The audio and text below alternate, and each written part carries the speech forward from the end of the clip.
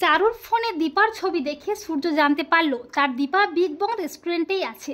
হ্যাঁ বন্ধুরা, আমরা এমনটাই দেখতে পাবো অনুরাগের ছোঁয়া ধারাবাহিকের আগামী পর্বগুলোতে। চারু সোনাকে নিয়ে বিগ বং রেস্টুরেন্টে যায় লাগেজটা বদলাতে, তবে সোনা ভেতরে যায় না, বাইরেই দাঁড়িয়ে থাকে। চারু যখন দীপাকে বলে তার মেয়ে এসেছে, তখন দীপা অস্থির হয়ে ছুটে যায় সোনাকে দেখতে। দূর থেকে সোনাকে দেখে দীপার খুব ইচ্ছে করে সোনাকে জড়িয়ে ধরতে। আর দীপা যখন চারুর সাথে কথা বলছে, তখন দীপার পেছনটা দেখে সোনারও মনে হয় যে কে এই মহিলা, ওনাকে দেখে আমার কেন এত আপন মনে হচ্ছে। চারু দীপার সাথে বন্ধুত্ব করে, এমনকি চারু তার ফোনে দীপার সাথে একটা সেলফিও তুলে নেয়।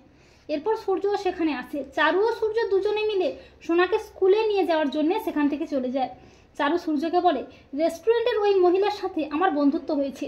চারুর মুখের কথা শুনে সূর্যের মনে হয় যে দীপা কি মুম্বাইয়েরই কোনো রেস্টুরেন্টে কাজ নিয়েছে। পরদিন চারু ফোনটা রেখে দিয়ে চলে যায়। চারুর ফোনটা হঠাৎই বেজে ওঠে। তখন সূর্য বলে, চারু তো ফোনটা ফেলে গেছে, আমি কি ফোনটা একবার রিসিভ করব, যদি ইম্পর্টেন্ট কোনো কল হয়। এই বলে সূর্য চারুর ফোনটা রিসিভ করে। এরপর হঠাৎই সূর্য চারুর ফোনে দেখতে পায় দীপার ছবি, চারু ও দীপার সেলফি ছবি। আর দীপার ছবিটা দেখেই চমকে ওঠে সূর্য। সূর্য বলে, তার মানে আমার দীপা এই মুম্বাই শহরে আছে, এমনকি ওই বিগ বং রেস্টুরেন্টেই আছে, আমাকে আমার দীপার কাছে যেতেই হবে।